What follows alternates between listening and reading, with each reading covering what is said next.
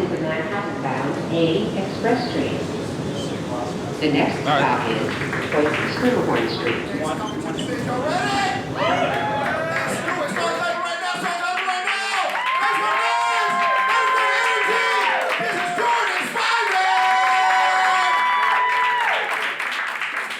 Yeah, give it up for Chase, everybody. How you doing? You know how hard it is to follow Chase? It's like following Oprah. He's just calling out, you stand up, clap for them. It's great. He's such a happy person. I'm different. The vibe is going to change real quick. I guess just to start it off, just state your name. Yeah, okay. Yeah. Sounds so formal. Want me to look into the camera and have a tear? Yeah, I guess, yeah. Do you want to? My name is Jordan Spivey. I am a comedian in New York. I started stand-up at the age of 15. I was listening to comedy all the time, every day. And then I was like, oh, I'd love to do that, man. You know, like, that'd be great. And one day my mom was like, you do it. And I'm like, what?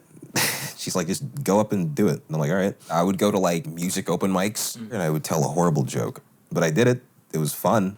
Yeah, I'm sure you guys can tell by now, but I suffer from a crippling case of employability. I've been told I have "we'll be right back after this break" voice, and it's the root of every problem in my life. My parents are very supportive of it, and sometimes I wish they weren't, because it would motivate me to achieve more. But they're great. Being that I didn't have much support in that capacity, I didn't want him ever to feel that way. It's like he's gonna need support, and somebody who believes in him just as much as he believes in himself. So I sleep in front of a green screen because I'm creative. Also hides flaws in the room. Yes, those are my Funkos. This is one of my prized heirlooms. This is an Omnitrix from the 2005 run of Ben 10. Do you remember the first joke you ever told? No, but I have it written down somewhere. I don't even think I want to. Let me see. I know it's not funny. Oh, no, that's great. We want that. I was raised in North Carolina, so I grew up around white people, really white people. Sorry, Clark. I know it was the South, but Charlotte, North Carolina has no Southern in it. It's everything but that. It's urban, not how white people use it as black, like New York is really urban and Compton is really urban and suburban at the same time. You see the problem here? There's no joke. How long have you been painting? Junior year. I did that one in high school for my senior year, and then this one I did on my 20th birthday. The hardest part of doing stand-up is, for me, it's coming up with more material. I overcomplicate things, and I overanalyze stuff, and I typically just have problems with, like, I guess, self-image and stuff like that. So it's hard for me to get in that zone and really dissect mundane events and find humor in them. You told me what your first joke was. How was the first experience in general? Cold.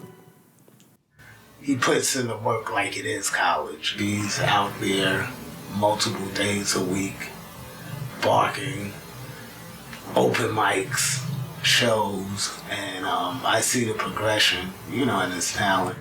As of recently, I've been doing mics every day. If you're really into it, you will feel the compulsion to, like, be on stage. Like, you need to know if something's funny. If it works at a couple mics consistently, like, well, it doesn't need to get, like, the biggest pop, but if it does get a pop, that's indicative that it'll work at a crowd. All right, give it up for your next comic, Jordan Spivey. Have you ever brought a joke that killed during an open mic to a show and it didn't work at a show? Yeah. Most open mics in New York, they're mostly comedian audiences. Comics, they consume comedy a lot, and their sense of humor is usually more, I guess, depraved. So you can get away with far more there. Sometimes the fact that what I said was so unfunny and abrasive, it was uncomfortable, which makes it funny. Audiences sometimes will stop at it being uncomfortable. You got to understand why it worked for comics and understand or, like, really think about if it's ready for a normal audience. Good to see you. Likewise. All good today? Yeah, dude, You want to be on camera for a second? Sure. Braviette is fucking hilarious. Oh, thanks, buddy. I Like, appreciate that. no, please, talk to each, like, Yeah, shit. I don't know. Sharif! What's up, my guy? How you doing? Good, guy. How's Another everything? hilarious comic who's now headlining clubs. He's great, Sharif And he's on Johnson. TV. Yes, he's on TV as well. I ain't shit. And I ain't on TV because my baby mom be watching this. Real quick, okay? I'll call you right back in a second. Can you give us an example of when you feel like you've upset an audience? Using the N-word, not the cool way. just saying that word like in a very unskilled manner. There's a right way to say it. There is a right. I can teach you both. If you know. On camera. Yeah. So what I like to do, or what I try to do, is talk about what I want to talk about, but make it digestible for most people. The first thing they like to do is point out to me how my voice sounds differently than they expected it to, which, it's rude, but I get it. I understand. I've never heard a white person say the N-word, which is good. But I've heard myself say it, and it's frighteningly close enough. That's my manager. She hates me. Wait, how old is she? I mean, she's like 4, right? How old are you? Do you want to watch me get told to fuck off when I try to sell people tickets? So barking is when you sell tickets to a show in person on the street to people, passerby, stuff like that. We do that at the club that I go up at the most, the Grizzly Pear. That's how I get most of my spots. Actually, all my spots at this point. It's a great way to meet and befriend the homeless. Hey. I didn't ask you to be on video. Okay, they're not recording you. They're recording upstairs. Listen, you pointed, hold on. You pointed the camera at me, bro? Hold on. Okay. Hold on, I'm not putting my hand in your face. Okay. I have a lot of new homeless friends. They're very nice people. I think a lot of people also don't know that most people that are doing this are like trying to be comics. Pretty much everybody you see down here, it's like there's different stages. Got a great show tonight, y'all. If you like comedy, if you don't, I can convince you. All right, have a great evening. But come back. Still. How many pull-ups can you do? Probably like 26. Yeah, same. Comedy show, stand-up comedy show, guys. Nah, I'm not built for it.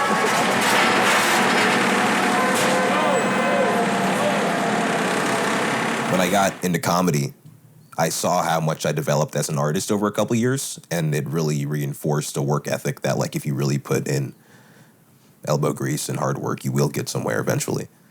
I want this to be my life at some point. It's going to take a while. I'm not naive of that, but hopefully it happens at some point. Comedy show tickets. It's got a stand-up comedy show tonight. It's a great one. We have cameras. That means we're doing good, right? I don't know. Ladies, love to have y'all. It's a great one. Not just saying that, but they are paying me. Y'all want to check out some comedy this evening? We have a great show tonight at the Grizzly Pear. We'd love to have you. This is for a comedy show? Yes, it's a comedy show. Yeah. The Grizzly. You going to the cellar already? Check. You want me to tell you about it? I can tell you about it. It's interesting, though. I have a camera on me, dude. You don't want to hear about it? I'm not a bad guy. We'd love to have you. We need dudes in nice car coats, I'm telling you. We need cool beards in the audience. We have a great show tonight, y'all. Try the comedy show, dude. I heard it's good. Got some great comedy. Comedy, fellas. Show, guys. Live stand-up comedy show. Thank you. For what? I'm gonna have the guy who's making the score play sad music right at this moment. And then it's going to cut back to my question where I asked, do you ever think about giving up? I know people who were really good and pursued a lot more far earlier than me, but then I guess it didn't pan out as quickly, or it didn't pan out at all, and so they stopped. I haven't done that yet because I'm convinced that I haven't given it everything yet. Comedy show? Yo, they didn't know where like that... a millennial Jesus. You get me? Like Jesus from Williamsburg? Yeah, That's what you look like. Yeah. 3 blocks from here. It's going to be a splendid show. It's very funny because things cool out. Yeah, all right. That's his real voice, sir. Come on. Come on, it's New York City, Jesus. Bear with me. I want to check out a show this evening? Yeah, Jesus is coming. I told you he'd come. Yeah? There you go. Not you, sir. You look nothing like Jesus. If you think you found a way to write comedy, you think you found the formula, you didn't. That's what I've learned. I thought I found the formula like a year ago, and then I couldn't recreate it, and then like a couple months ago, couldn't recreate it, and then like 3 days ago, and then I'm having trouble recreating it. You do mics, you analyze it from multiple different angles, you try hitting it various different ways, and then eventually you find a way to make that one thing funny, but that's not how you make everything funny, so there really is no way to do it. It's just however you personally do it.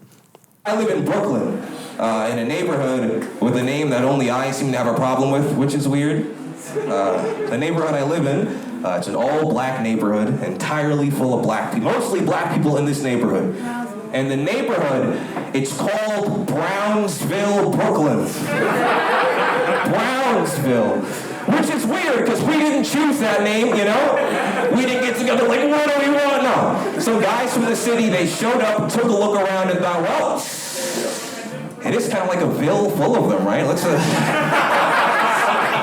that down. It's pretty good. I do stand-up because I like to be funny, which is strange because I'm an introvert. But I do like making people laugh genuinely. It is a joy of mine. So when I get to do that, a couple nights ago I did a show, a pretty dead crowd, and I went up there and I did surprisingly well. And then someone came up afterwards and then they wanted to follow me on social media. I was like, really? I don't have anything on there. You know that. You checked my social media. There's nothing. And it feels good to move people that much, you know? That's my excitement. I get to be this person that I am right here, which is very to myself and stuff like that. But I know that if I really want to, I can be funny and I can make people laugh. That's my time. You guys have been lovely. Give it up for your host for the rest of the show.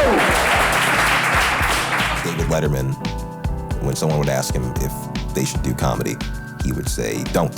And that's because if him saying not to would deter you from doing stand-up comedy, then you don't really want to or need to do comedy. That's great. I guess it's not exactly what I would say, though. I would say, try it out.